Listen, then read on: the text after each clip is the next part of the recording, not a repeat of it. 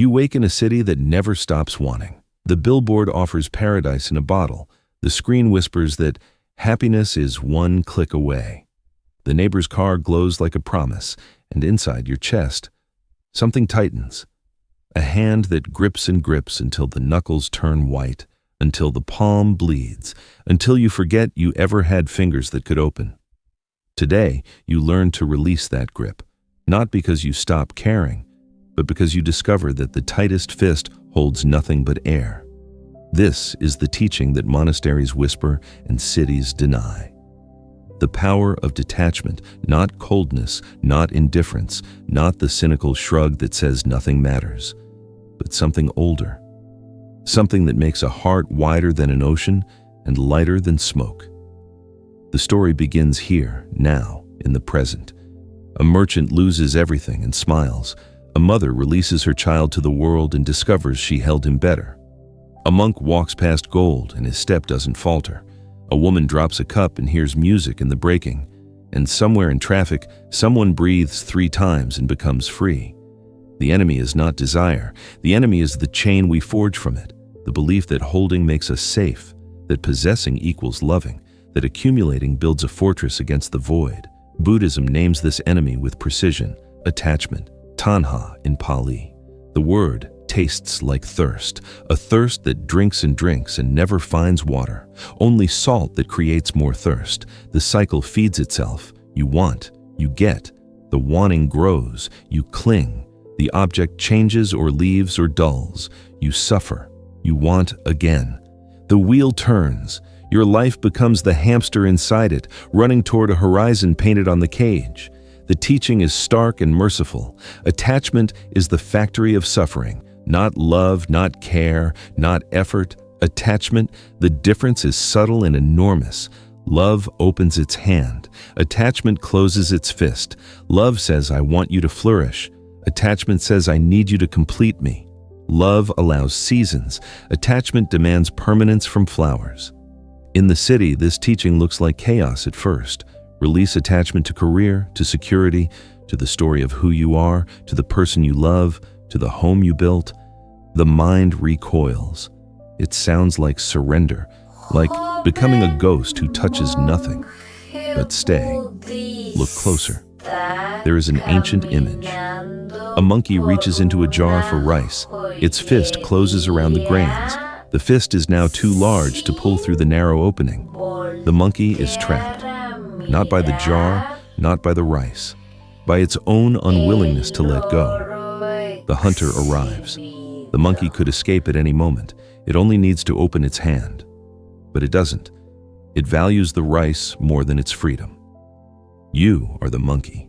We all are. The rice changes shape, a salary, a reputation, a grudge, a self-image, a relationship that ended years ago but still occupies a room in your mind. The jar is life. The opening is wide enough for an open hand. The hunter is time. And freedom waits in the simple gesture of release. A woman walks to the river. She carries a stone. For years she has carried it. The stone is her resentment. Someone wounded her long ago. The wound healed. The stone remained. Every morning she lifts it. Every night she sets it beside her bed. Her back aches. Her hands are calloused. One day she reaches the river. She looks at the stone. She looks at the water. She opens her hand. The stone falls. The splash is brief.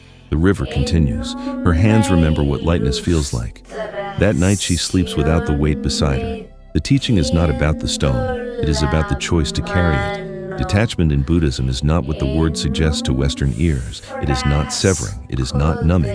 It is not the ice that refuses to melt. Detachment is warm. It is wise. It is the knowledge that everything you love, including yourself, is on loan. The terms were signed before you arrived. The contract includes a return date. Knowing this doesn't make love smaller. It makes it vast. The Buddha told a story. A mother loses her child. Her grief is so immense she wanders from house to house, carrying the small body, asking for medicine to bring him back. Someone directs her to the Buddha. He listens.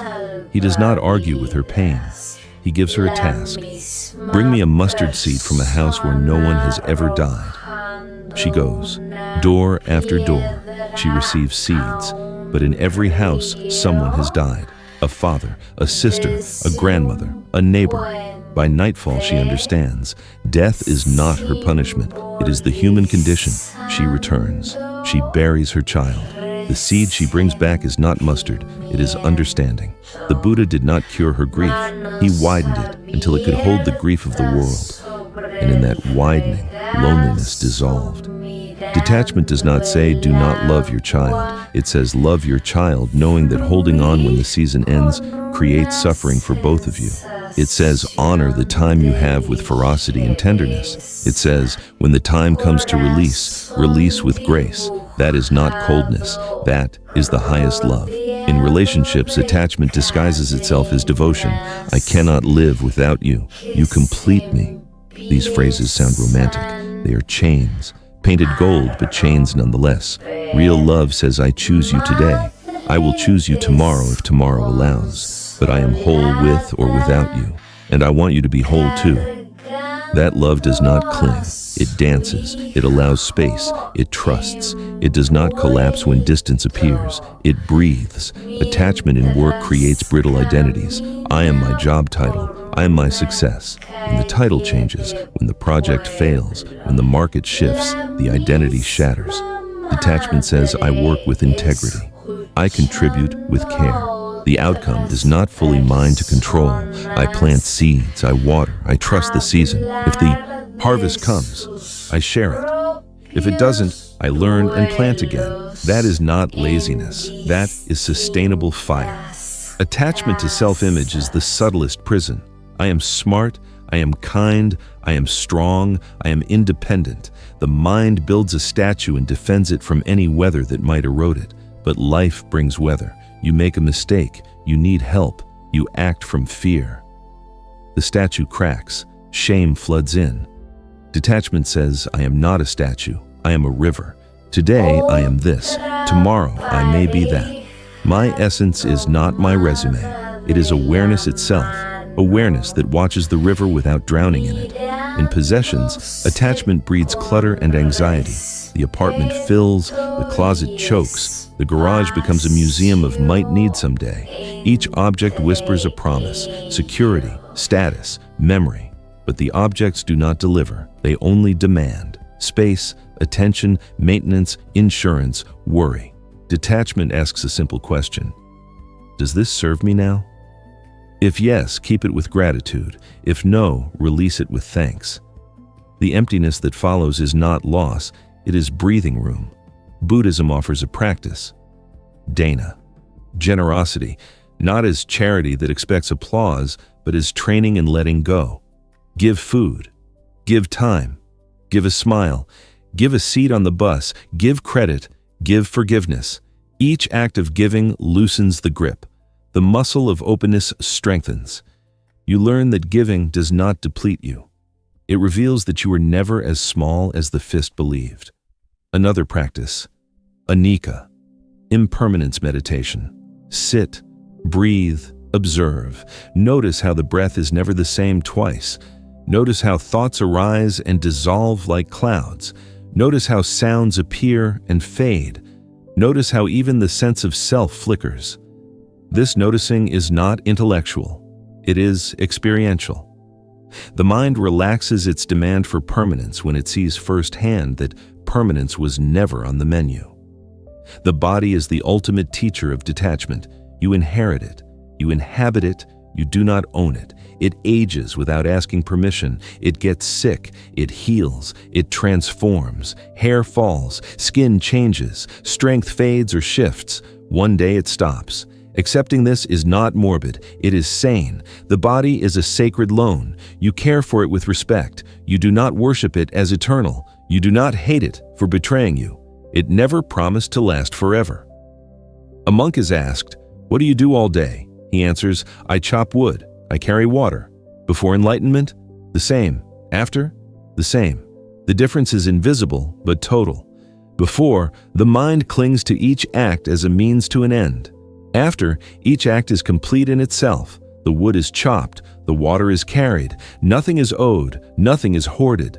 The day unfolds like a flower that does not ask to be preserved. In the urban world, this teaching meets resistance. The economy runs on attachment. Buy this, you will be happy. Acquire that, you will be safe. Upgrade, update, accumulate. The message is relentless, and beneath it, the truth whispers. No. Amount of having fills the whole of being. Detachment is not anti-wealth, it is anti-delusion. Earn, save, enjoy. But do not confuse your bank balance with your worth. Do not let your portfolio dictate your peace. Fear says, if I let go, I will have nothing.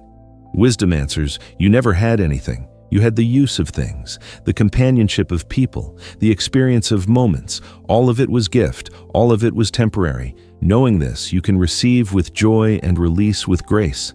Gratitude becomes your default, not the forced kind, the organic kind, the kind that tastes like rain. There is a paradox here. By releasing attachment, you enjoy more. The meal tastes better when you are not afraid of it ending. The conversation deepens when you are not clinging to the other person's approval. The sunset blazes more brightly when you know it will fade. Detachment does not dull experience, it sharpens it. Because presence arrives only when the mind stops hoarding. In the monastery, monks practice with robes and bowls. They own almost nothing. This is not asceticism as punishment, it is training. The fewer things you carry, the faster you move. The lighter your load, the further you travel. In the city, you cannot live like a monk. You have responsibilities, children, work, rent, but you can carry the monk's mind. You can ask daily, what can I release today? A grudge, an expectation, a comparison, a story that no longer serves. A practice for the urban seeker. The evening inventory. Before sleep, review the day. Name 3 things you clung to, an outcome, a person's reaction, a plan that fell apart. Then name 3 things you released, an argument you chose not to continue, a possession you gave away, a worry you set down. This inventory does not judge, it notices. Over time, the balance shifts. Releasing becomes easier. Not because you care less, because you understand more. Detachment includes detachment from detachment. Do not turn this teaching into a new form of pride. I am so free. I am above desire. I need nothing. That is ego wearing a monk's robe. True detachment is humble. It says, I try, I fail, I try again. It allows attachment to appear without shame. Oh, there it is. Hello, old friend. I see you. And then it chooses. Do I feed you or do I smile and let you pass? In loss, detachment is not the absence of grief. It is the presence of space within grief. The heart breaks, let it break. The tears come, let them come. Detachment does not say, do not mourn. It says, do not add the story that this should not have happened. The first arrow is the loss. The second arrow is the rejection of the loss. Detachment removes the second arrow. The pain remains, the suffering lessens. A Zen story. A master's hut burns down. A student rushes to him in distress. Your home is gone. The master looks at the ashes. He says, now I have a perfect view of the moon. This is not callousness. This is freedom. The master did not cling to the hut. He used it. He enjoyed it. It burned. He continues. The moon was always there. Now nothing blocks it. Detachment in speech is rare and powerful. Words are seeds. Once planted, they grow. Attachment to being right, to winning arguments, to having the last word, plants fields of thorns. Detachment listens more than it speaks. It asks, is this true? Is this kind? Is this necessary? If all 3, speak. If not, silence is wisdom. The need to be heard often hides the fear of being forgotten, but you do not need monuments. You need integrity. Detachment from outcomes allows right action. You do what is fitting. You speak truth. You offer help. You work with care. The result may come or not. It may arrive in your lifetime or in another. Detachment does not calculate. It contributes. This is karma understood not as cosmic accountancy, but as dignified participation. You plant because planting is good. The harvest is not your burden. A final image. A bird lands on a branch. The branch holds it. The bird does not cling. When the wind blows, the bird flies. The branch does not mourn. This is the relationship detachment invites. You land, you rest, you enjoy, you fly. The landing was real. The flying is real. Neither diminishes the other. The city tests this daily. The train is delayed. The email does not arrive. The person you love seems distant. The plan collapses. Each moment offers the choice. Will you clench or will you open? Opening does not mean you stop caring. It means you stop strangling. Care flows better through open fingers. Detachment is not taught in one lesson. It is practiced in 10,000 moments. Each time you release, you train the muscle. Each time you catch yourself gripping, you smile and try again. There is no failure here, only practice. The journey is long. The direction matters more than the speed. So walk into your day carrying less, not because the world demands it, because your soul does. Let the stone fall into the river, let the hand open around the rice, let the bird fly when the season calls, and discover that what you thought you were holding was only ever holding you. This is the teaching. This is the power. Detachment does not free you from life. It frees you to live it fully, without the weight of what was, without the fear of what might be. Present, light, alive. If this resonates, share it with someone who grips too tightly, and subscribe to keep walking this path together, because the city may never stop wanting, but you can learn to want wisely, to hold gently, to love without chains, and in that learning, you become what you always were: free.